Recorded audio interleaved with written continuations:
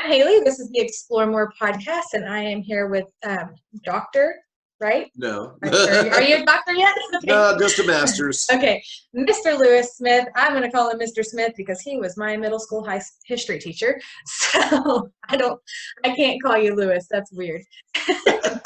Well, you're welcome to if you're comfortable with it. But Mr. Smith is a history teacher, author, college professor, and avid fossil hunter, or whatever you want to call that. So I'll let you just kind of tell us a little bit more about yourself and the many hats that you wear. All right. Well, I am the history teacher at GCS, been there for 24 years now. That's Greenville Christian School for those outside the area. And I also have been a pastor. I teach classes, night classes at PJC, our local community college.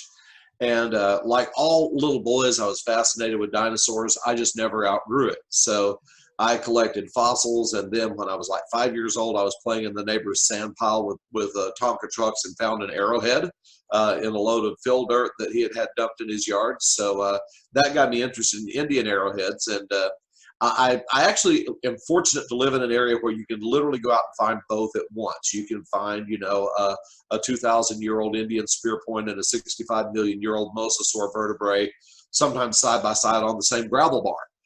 So I go out and hunt for stuff and just find all kinds of cool things all the time. And I have a pretty nice collection of relic room. I brought some of my stuff to show today.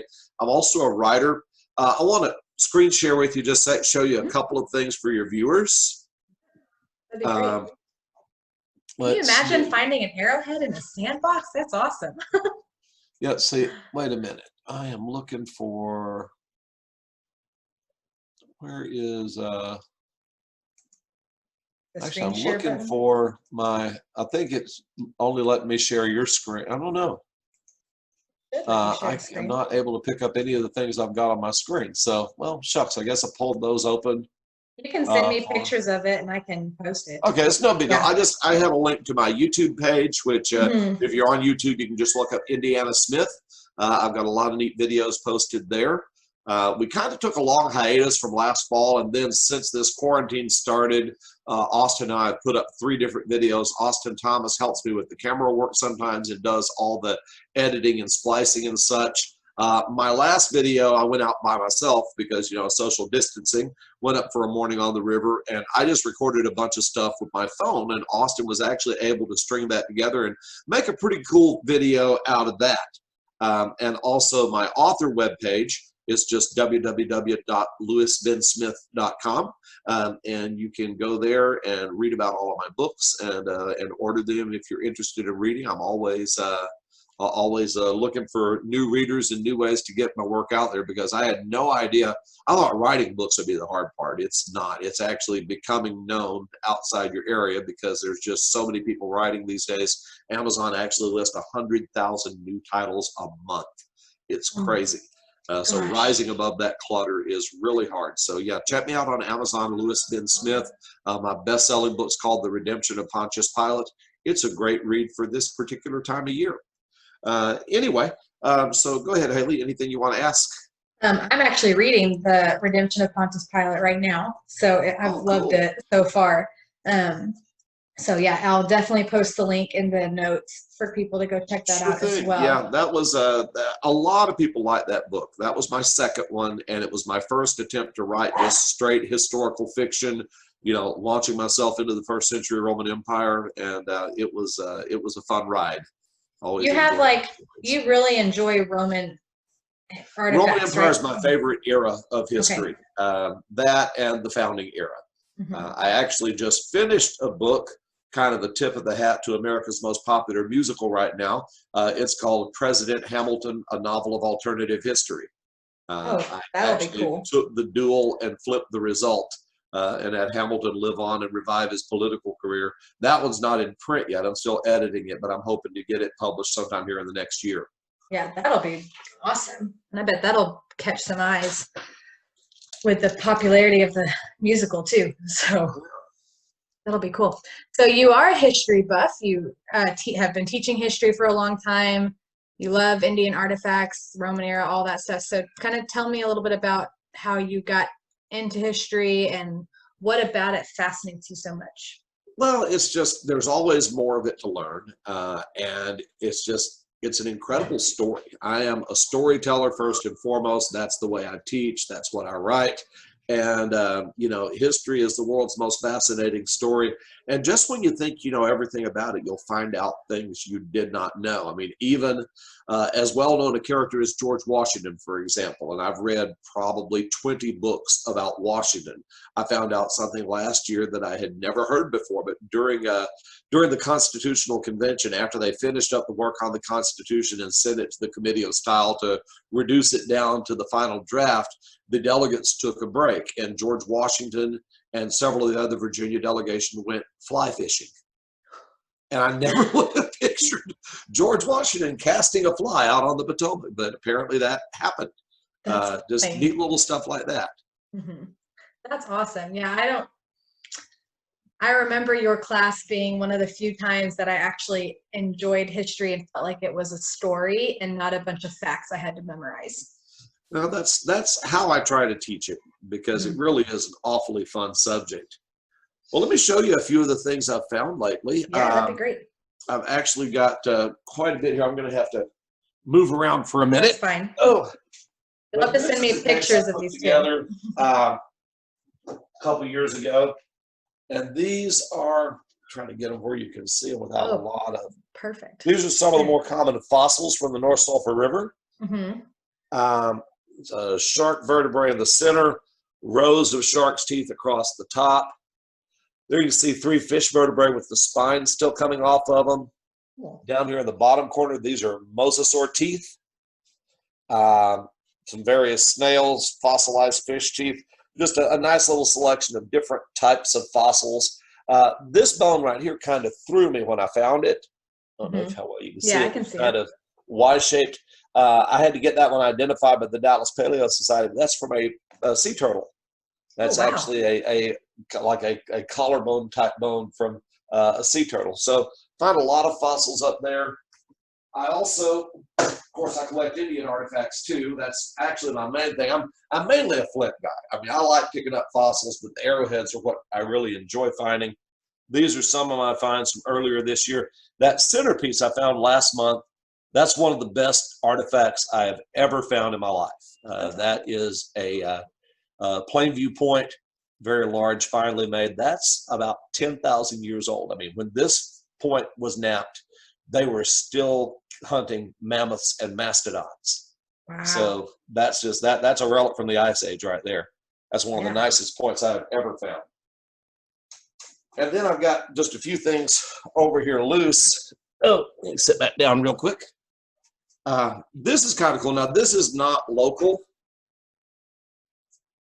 but that is Megalodon. That is the giant shark that you saw in the movie last summer. Megalodon was the largest predator to ever roam the earth, reaching a top length of 75 feet and having a bite radius of 10 feet.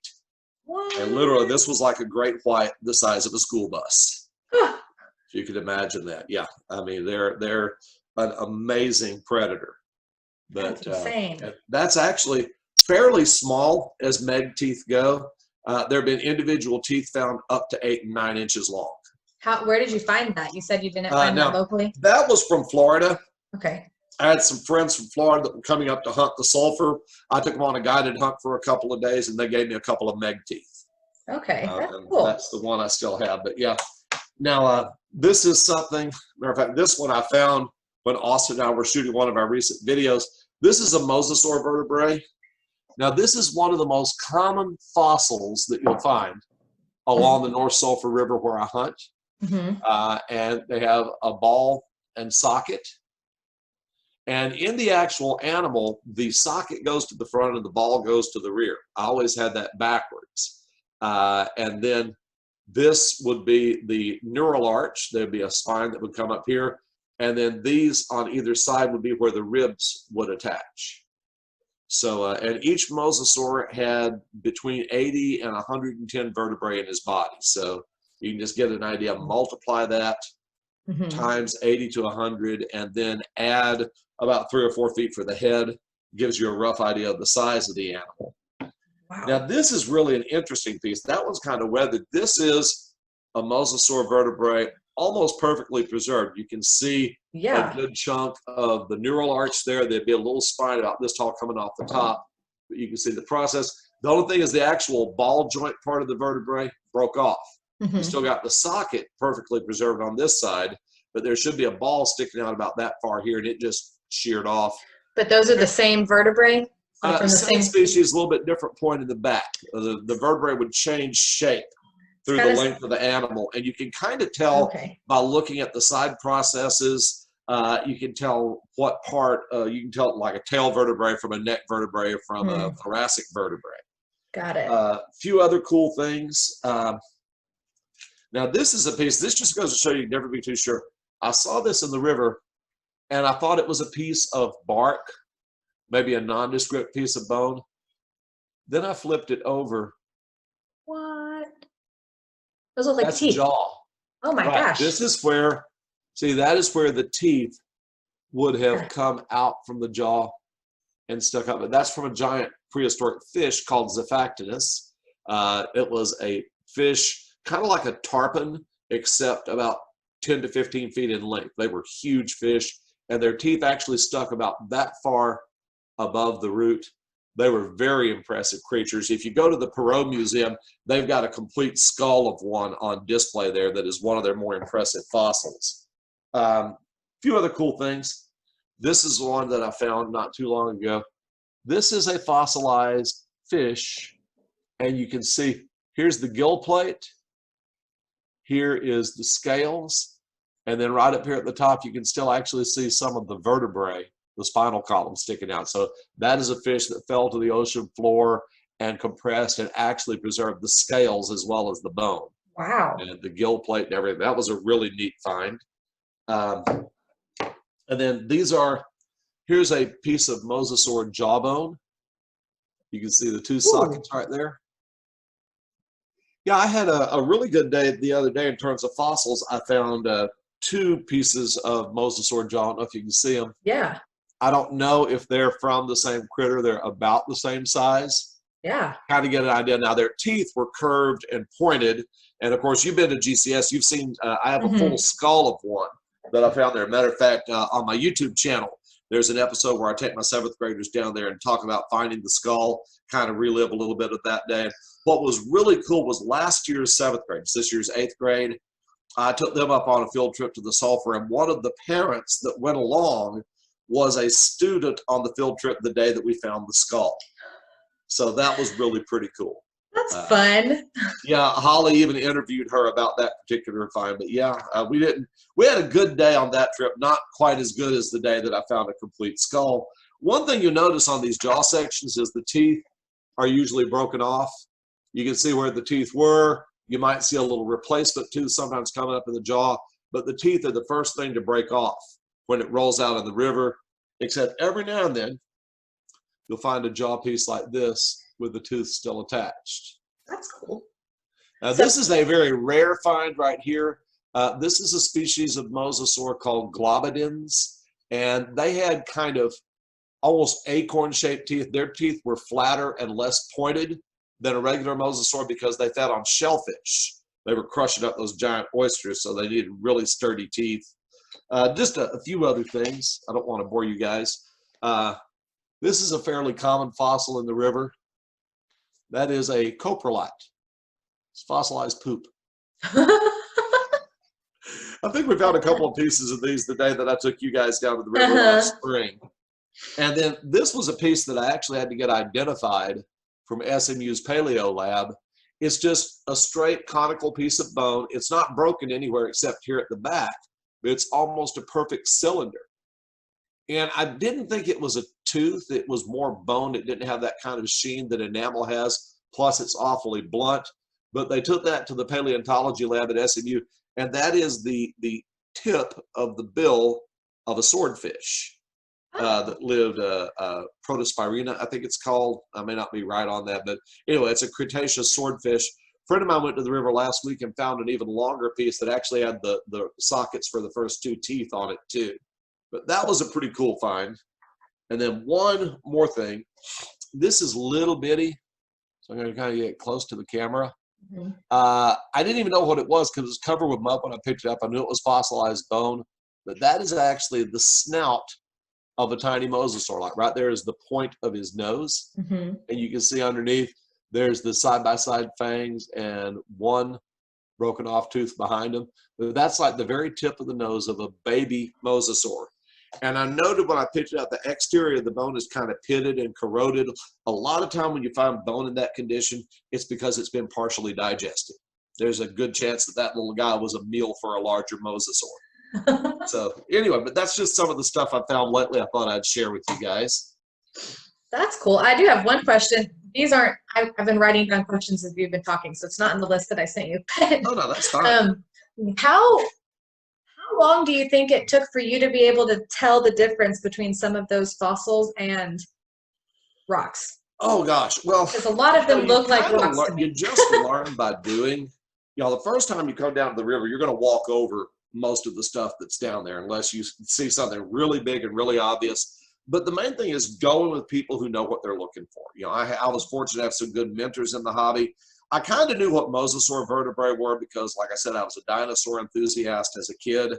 After I got out of the Navy in '86 and came back here and started hunting the river, I started finding all these fossils. Didn't know a lot about what they were. And then I started hunting with a couple other guys. John Schultz taught me a little bit about some of the different kinds of mosasaur and some of the different kinds of bones. And then I started hunting with my friend David Wolf out of Houston and his dad, George. Back in the 90s, these guys would drive up from Houston and Pasadena. Every time it rained, they would come up to hunt the river. And I usually would put them up at my house and go up and hunt with them. And George and David both taught me a ton about fossils. And I was fortunate. I've actually found several partial mosasaur skeletons. One perfectly complete skull. That's the one at GCS. One huge mosasaur that I found about 4 years later in 2001 in a feeder creek to the sulfur, and it's being curated at the Paleo Lab at SMU.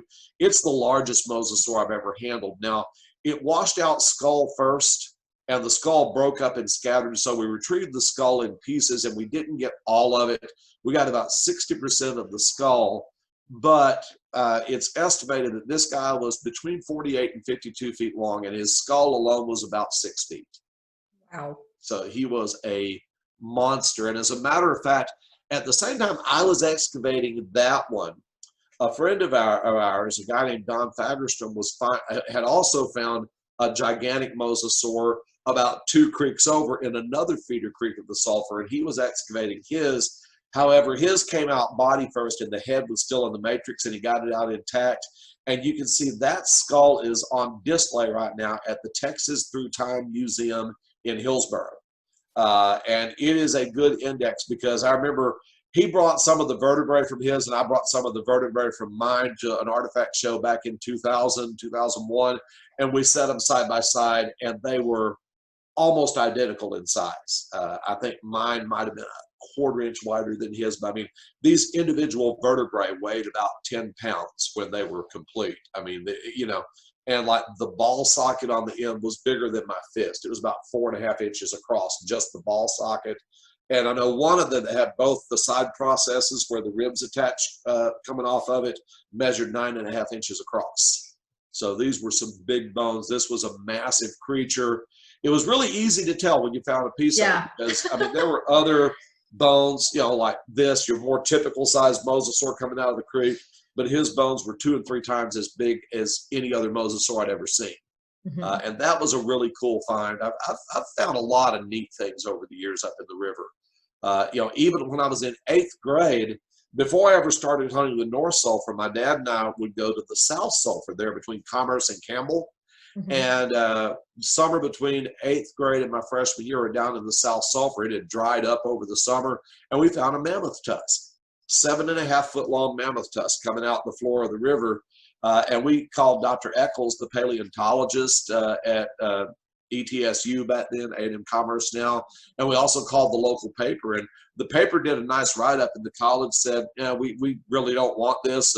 We've got one mammoth skull already, and it's in a broom closet because we don't have any storage space. So she gave us a few pointers on trying to excavate it, and we tried to take it out ourselves. And and of course it busted to pieces. But honestly, the next flood would have destroyed it anyway. So we got it out in sections about that big, and Dad kept one section, and Jerry kept one section, and I kept one section. But Cool. yeah, that was but you know, that was early on, making a find like that when you're that young. That makes an impression on you. So I really kind of kept my eyes out, and like I said, I've been fortunate to find some very neat things over the years.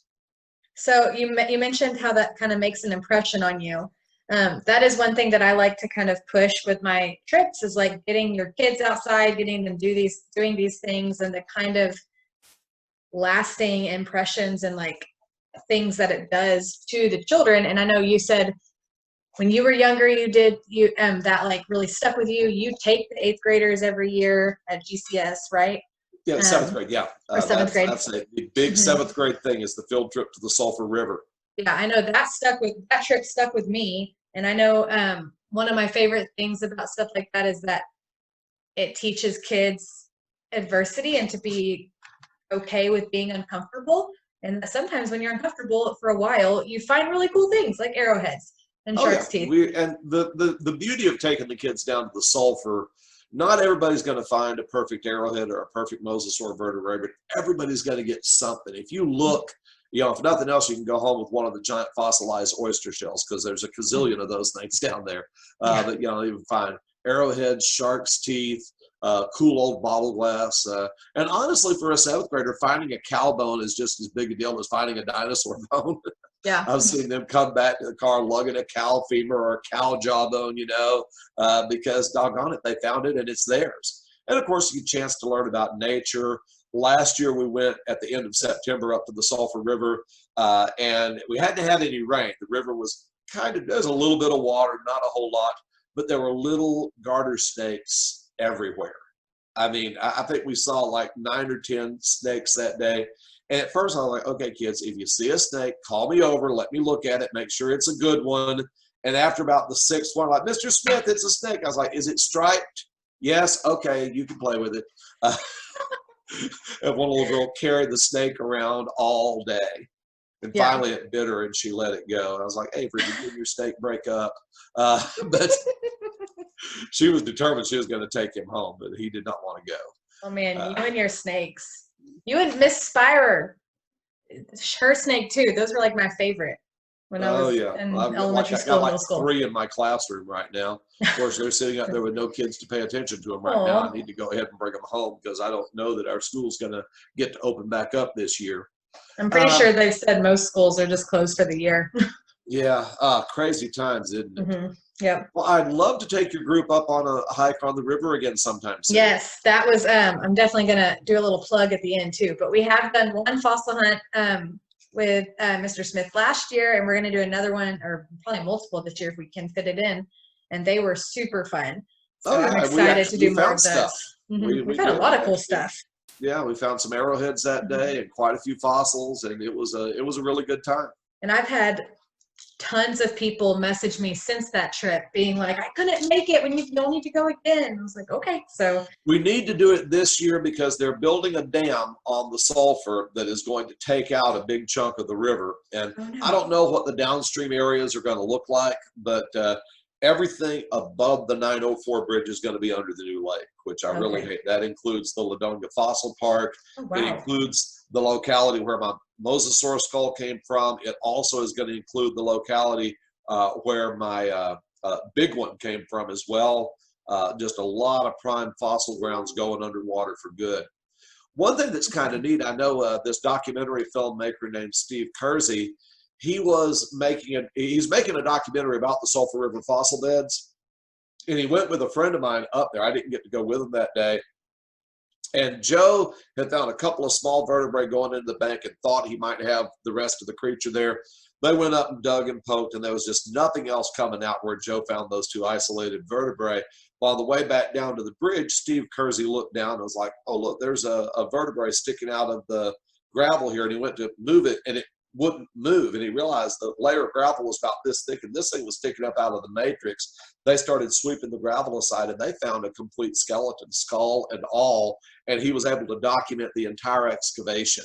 That's awesome. That's I don't know when his documentary is coming out, but I'm hoping that maybe like Discovery Channel or something like that will pick it up, because it'd be really cool That just is cool. to document the discovery and the excavation.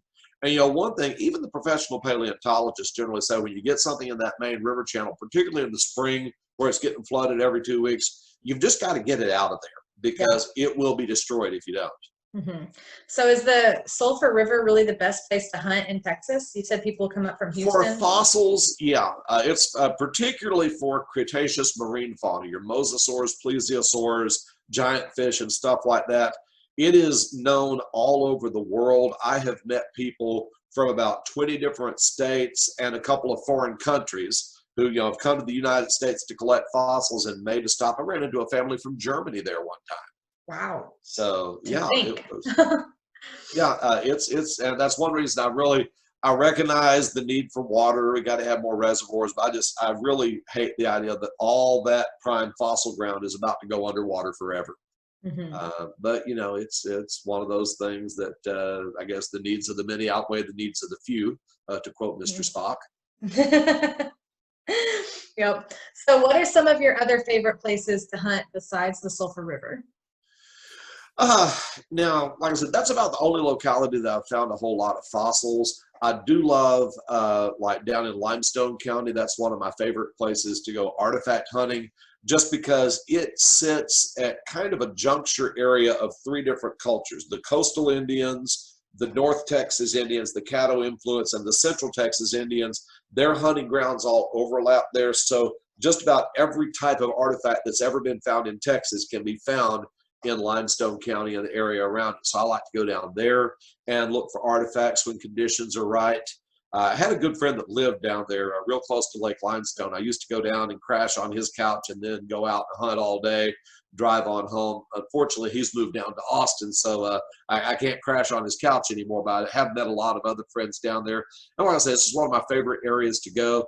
I love going to South Texas. One thing about South and Central Texas, the artifacts they find there are just larger and better quality than what we usually find here in North Texas, mainly because they have a lot better flint to work with. And also you just have a whole range of different types of artifacts there. And I don't get to go down there often. I did go on what they call a screen dig a couple of summers ago. That was my Father's Day present. They'll get a good Indian camp and set up screen tables and take a front end loader and dump the dirt on your table and let you sift through it. Now it costs money, but I came out of that one camp in one day with 14 points, including a couple of types that I'd always wanted to find and never had. So it's cool to get a chance to do something like that. But there's a lot of neat opportunities out there if you just, and the thing is, you can truly find arrowheads and Indian artifacts anywhere because they camped all over. When I was in college, this is kind of a throwback to the very first arrowhead I found when I was just a little kid. I was living in one of the old residence halls, Cowling Hall, kind of on the south end of the campus, and so you had to walk to get to nearly all your classes, and it had rained like 4 inches overnight. And I was cutting across the campus on my way to my classes, and they were doing some work on the parking lot there, and they just had a big old load of fill dirt. You know, the trucks will just dump a load of sand. And of course, the rain had just washed down that sand. And of course, my eyes are always on the ground wherever I go. I happened to glance over, and I saw a straight edge showing that sand. I walked over and flipped it out. It was a perfect paleo point about that big in a pile of fill dirt. And after my classes were over that day, I went and got a little rake, and I raked all the way through that pile. That was the only piece of rock in the whole pile. But it was a killer point. So That's you just, cool. I know one time down in Cache, I stopped at Reams Market to get a soda, stepped out of my car, and there in the parking lot, there was an arrowhead lying there. I'm guessing somebody found it and it dropped out of their car. And what was crazy, somebody had run over it and was laying there in 2 pieces. But I saw like a perfect triangle rock. I thought that looks like the tip of the point, and I bent over and it was, and then 2 feet away there was the base. I just took it home and glued it back together. But I'm guessing somebody, you know, found that, dropped it out of their car, and it got run over and broke in half, and I came along and found it. You never know. Just always have to keep your eyes open. That's so awesome. Are you part of? Sorry, keep going. I was going to say, a friend of mine brought this really cool piece to one of our artifact shows one time. It was they had set, you know, the little wooden poles that they set up at the edge of a parking lot. They pour concrete in the base of it to make it set in the ground. Well, they pulled up a bunch of those and thrown them aside because they were extending the parking lot out. And she looked and so here's a wooden post about 2 feet tall. Here's a foot-thick blob of concrete around the base of it, and plastered onto the side of the concrete was a beautiful, perfect point about that long that where they buried it in the ground, they'd apparently tipped it and turned it outside and it adhered to that concrete. There was no way to get it out of the concrete, so she just cut off the wooden post and had a chunk of concrete about this big with a perfect arrowhead stuck in the side of it. That's hilarious. That's awesome. Are you part of any like paleontology organizations or associations or anything like that? You know, today almost everything's done with social media. So I belong to the Dallas Paleo Society webpage, and also there's a lot of good artifact pages out there. One of my favorites is Texas Church. I'm an admin there. And me and a friend of mine used to run our own local club. It was called Surface Hunters of Texas. And we put on a show once a year in the summer. Since my friend's health has started to decline, I just can't put on the show myself anymore, but we kind of let that go to the wayside. But there's a lot of good artifact shows. My favorite one, if it's not canceled because of COVID-19, is coming up in June, and it's called the Temple Show. It's down at Temple, Texas. It's in the Mayborn Convention Center, which is this huge, huge convention center. And it's one of the coolest artifact shows and one of the biggest artifact shows in the whole country. There's usually about 250 tables set up there.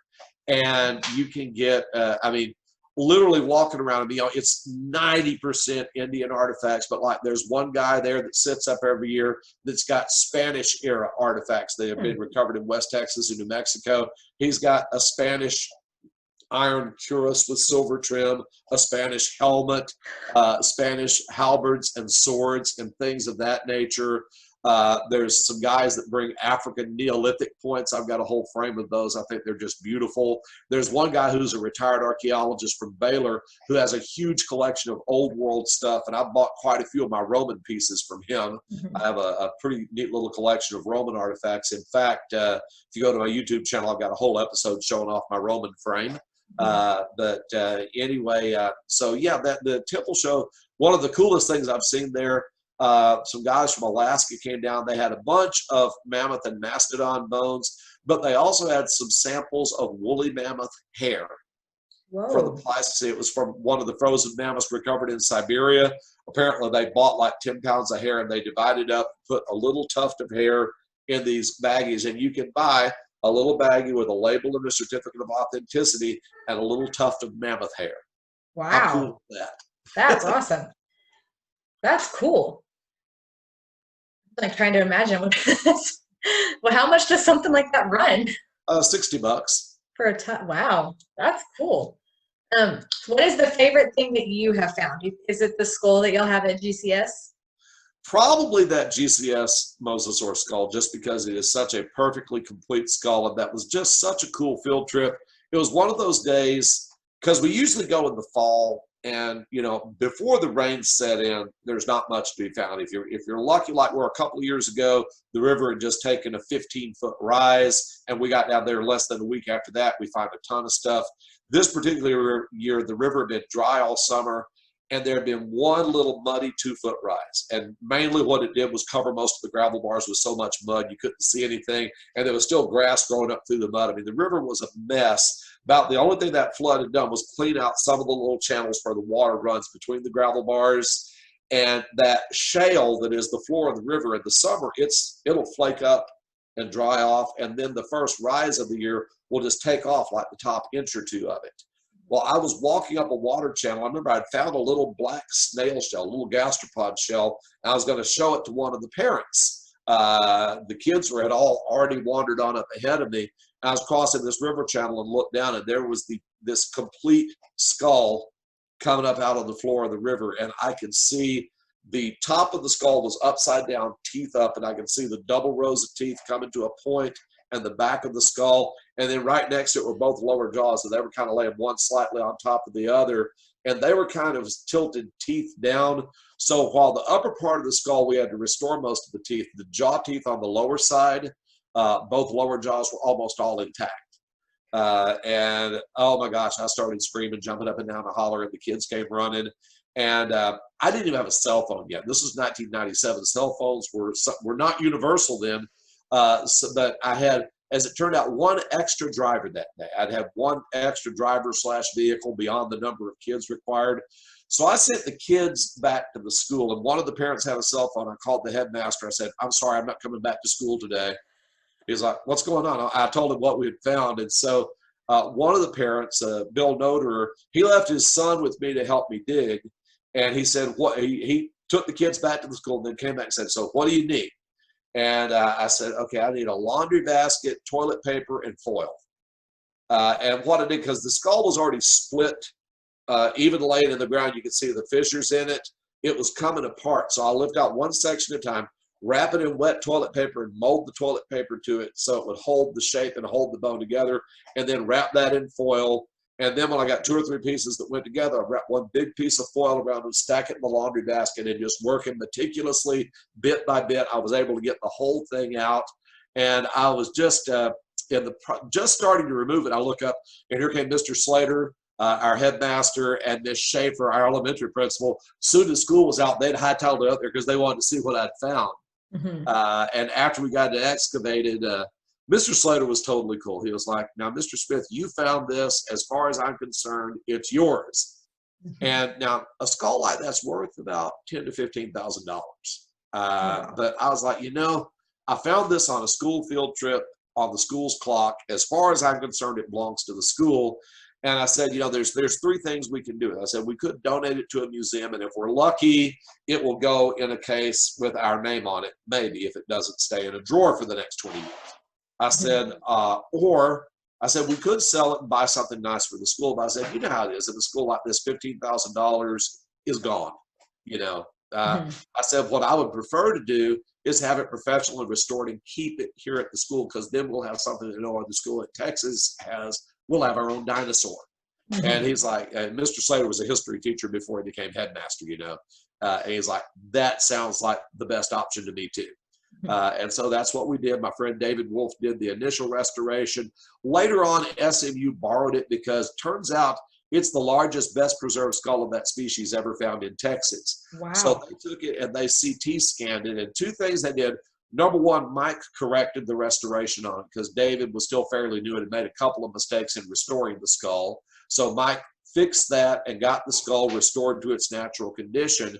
And then, because I did not know this, but mounting actual fossil bones, even if you do it carefully, it can cause stress fractures and a lot of problems. So he made a cradle mount to hold the original bones and made us a beautiful cast of the fossil itself. So when you go to GCS now, it looks like there's 2 skulls in the case. One is the actual fossil, and then one is the cast that Mike made for us. And the beauty of the cast, it's just polyurethane. You can get it in and out of the case. You can take it to travel with. Now, I mean, we don't take it out often, but you can. And if it breaks, it glues back together because it's just polyurethane. That's cool. How did the kids react to that? It's kind of funny. They'd all walked by it. Mm-hmm. And when I started screaming and hollering, they came flocking around. I was like, "I got a dinosaur skull." It's all right. I was half hysterical, right? And anyway, one of the kids was like, "No, it's not." Of course. I was like, "Well, what do you think this is?" He's like, "Oh, that's just tree roots or something." And I pointed at those large. I said, "You ever see tree roots with teeth, Jeff?" And he was like, "Dude, it is." It was so funny. Every class has to have one of those kids. I swear, that's funny. And you said one of the kids stayed and helped you excavate it? Dalton Noderer, he stayed and helped me dig the thing out. His dad was one of the sponsors on the trip. He's like, "Dalton, why don't you stay and help Mr. Smith?" So we worked together. The first thing we did was clean all around it. I was curious to see where the rest of the skeleton was, but all we found was the isolated skull and the very top vertebrae that joined onto it, but the rest of the body just wasn't there. Mm-hmm. Wow. That's just Of course, this was ocean. I've discovered those things, when they died, they would drift on the current. Sharks would worry at them, and oftentimes the skeleton, it'd be disarticulated before it settled to the bottom. Yeah, that makes sense. That's crazy. So you do take groups out. What kind of groups have you taken out? Oh gosh, well, besides my seventh graders, I've taken homeschool associations. When I worked for the museum, I started a junior paleo club, and we'd do 2 or 3 field trips a year. I've taken individual families out. I know a lady in Pecan Gap would do a cousins camp every year for all of her grandkids, Oh, and that's fun. she invited, and I don't mind doing it. And I mean, if people want to pay me, that's fine, but I don't need to be paid to go to the river. I just need an excuse. So that was one of my wife's lines. You don't need a reason to go to the river. You just need an excuse. Yep. I'm sure she wouldn't mind if you got paid.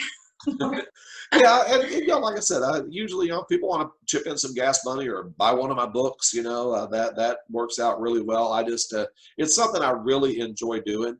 I'm actually I was thinking about going today, but it hasn't rained in a couple of weeks, and so the river's getting pretty picked over. So it's supposed to rain this evening and most of the day tomorrow. So I'm thinking I may go Monday and try to catch some of the high spots right after the water comes off of them. Mm-hmm. That sounds like a plan. Yeah, because we just did our lawn because we were like, it's about to rain. We better do it now. But yeah, it's supposed to rain most of the day tomorrow and tonight. I thought it was going to come in this afternoon, but it's still a ways off. Apparently, I guess I could have gone somewhere today, but oh well. You'll probably find more on Monday. I'm thinking so. Okay, so I guess the last question I have is something I ask everybody, and that is, what does it mean to be an explorer? To me, it's just finding something no one else has seen. And even, the Sulphur River is well known and well traveled, but it's a whole new world after every rain. And when you set foot on that gravel bar, you truly have no idea what you're going to have in your pocket or backpack when you go home. You can find anything from a Mosasaur skeleton to a nice arrowhead to, I found some of the goofiest pieces of trash. A friend of mine actually found on a gravel bar in the North Sulphur River a locker room pass for one of the Dallas Cowboys players. That's so bizarre. And I also found a tightly rolled up and tied together set of adult magazines in the river. I have heard you can find. They have like the brown paper cover on the outside. Like somebody wrapped up something in this, and I cut the twine on it, opened up. I was like, oh, well, no wonder they had a brown paper cover over it. Oh, it's so sad. But that's funny. Well, that's awesome. Well, thanks for talking to me. Just a little recap. We will be doing some fossil hunts this year. We'll have to get together soon, and when all this clears up, figure out some dates that'll work. And then don't forget about the river. It's easy to stay 6 feet apart.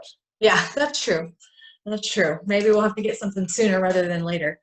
I don't like. I'd rather go before it gets too hot. Yeah, me too. In summer, that thing turns into an oven. Yes, I know. It would. I'm a huge baby. This is the first time in my life that I think I've been looking forward to summer. Because right now I'm like, summer means heat, which means no more virus eventually. So, we hope. We hope. That's the hope, but we'll see if it actually happens. And then don't forget to check out your YouTube and website at lewisbensmith.com. And then what was your YouTube again? Indiana Smith. Indiana Smith. Okay. And I'll include links to all that in the show notes as well. But thank you for talking to me today. Oh, it's great. Let me know when you're ready to, when you post this up, and I'll share it around on my social media too, trying to draw you a few new people in. Thanks. Yeah. Yeah, we'll share followers. But yeah, no, I'm excited. I'll let you know as soon as it posts. It'll be sometime in the next couple of weeks for sure. All right. Sounds great. It's nice to talk to you. Thanks. You too. Have a good weekend. You too. Bye-bye. Bye.